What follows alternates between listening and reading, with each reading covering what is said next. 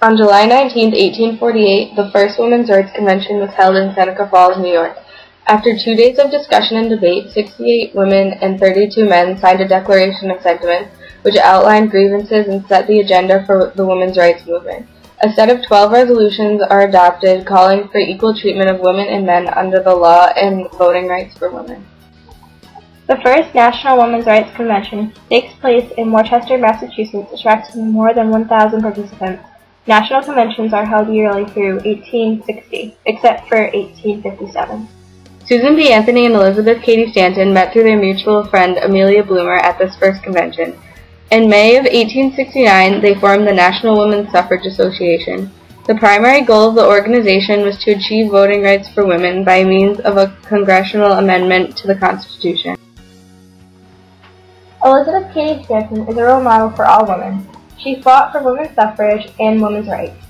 She did not think that it was fair that women got treated with the same rights as slaves. She believed rights should be equal to all humanity. Elizabeth Cady Stanton once stated, "The prejudice against color, of which we hear so much, is no stronger than that against sex. It is produced by the same cause and manifested very much in the same way." Elizabeth Cady Stanton had many accomplishments. She was the first president of the National Women's Suffrage Association.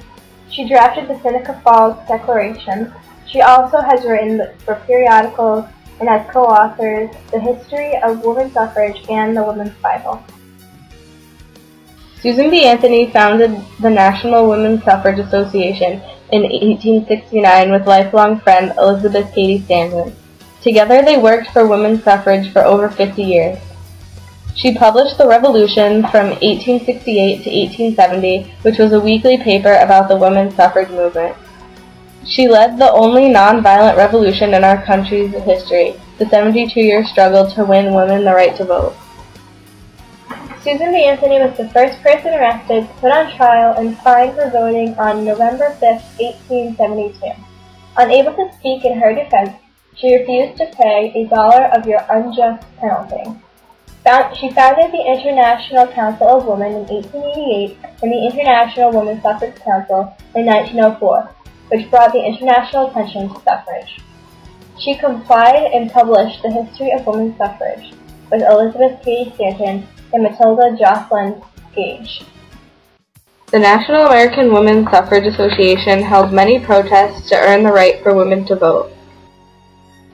Although many women came to support this movement, others were afraid to protest and speak their minds.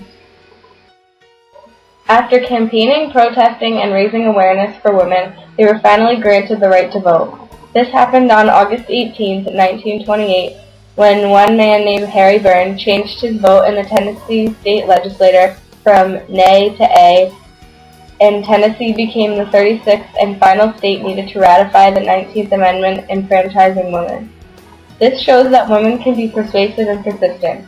If women never fought for their rights, they would still not be able to vote, get less salary than men, and still be inferior to men.